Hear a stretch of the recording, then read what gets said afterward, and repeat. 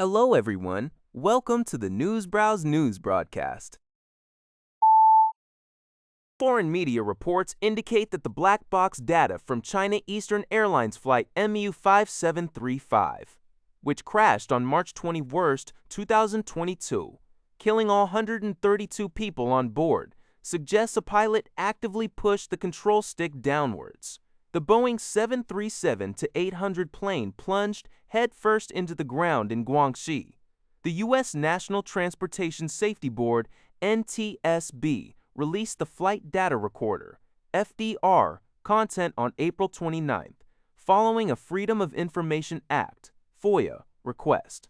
This data, which had been previously transmitted to Chinese authorities in the summer of 2022, but not publicly disclosed by them, shows that 23 seconds before power loss, both engine fuel cutoff switches were activated and the autopilot was disconnected. 20 seconds before power loss, a control stick in the cockpit was aggressively pushed downwards. Throughout the descent, intense and continuous inputs on the control stick were recorded, indicating deliberate control.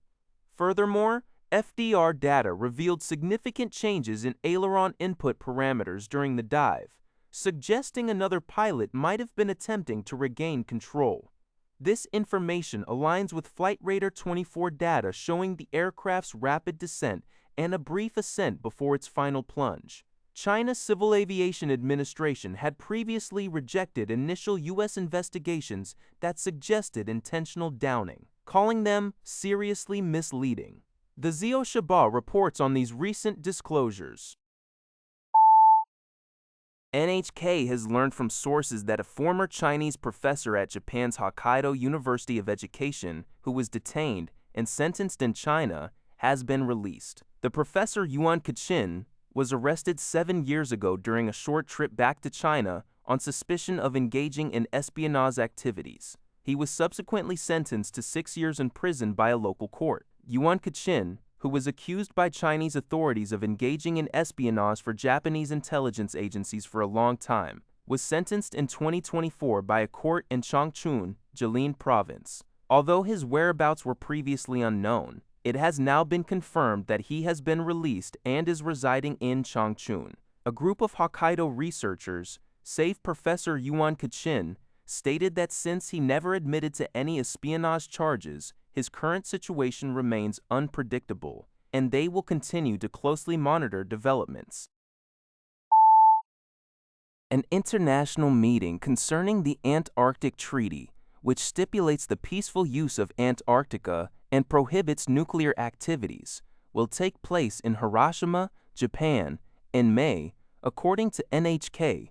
Representatives from approximately 30 countries involved in scientific research on the continent are expected to attend.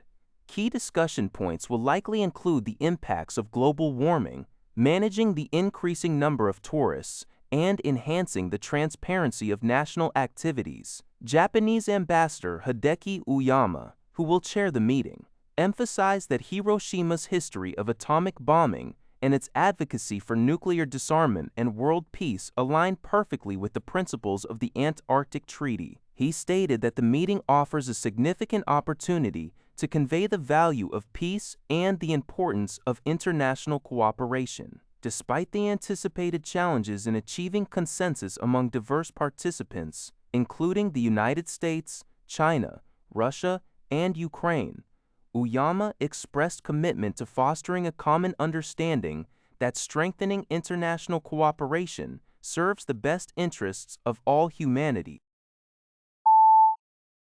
People's Daily Online reports that Australian businesses are expressing strong readiness to explore supply chain cooperation opportunities at the upcoming 4th China International Supply Chain Expo, CIS, in Beijing, scheduled from July 22 to 26. Australia has accepted the invitation to serve as the guest country of honor at this world's first national-level expo dedicated to supply chains, marking its first national-level participation.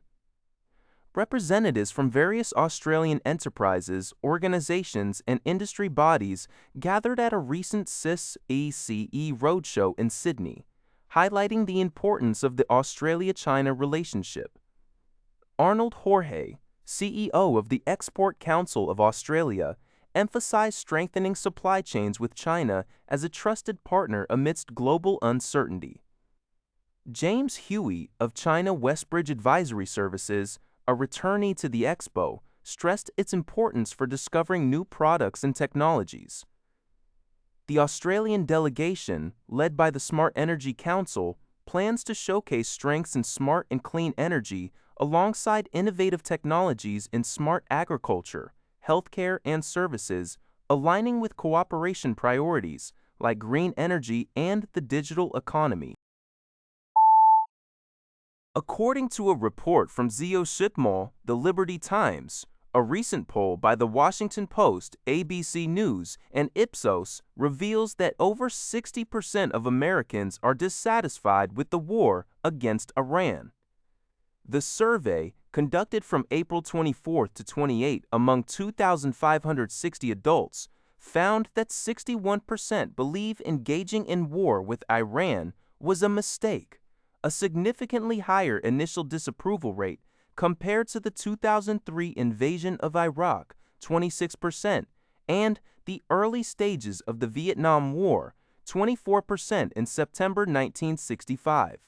The Washington Post highlighted that this level of anti-war sentiment achieved in just 2 months with only 13 official U.S. casualties is strikingly similar to the unpopularity of the Iraq War after nearly 4 years, 64% in January 2007, and the Vietnam War in 1971, when over 50,000 American lives had been lost.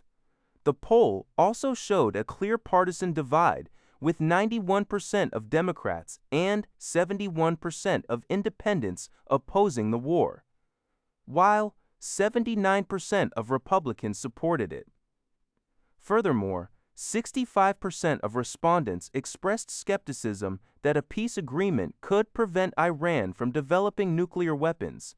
61% feared increased terror risks for Americans, and 56% worried about deteriorating relations with allies.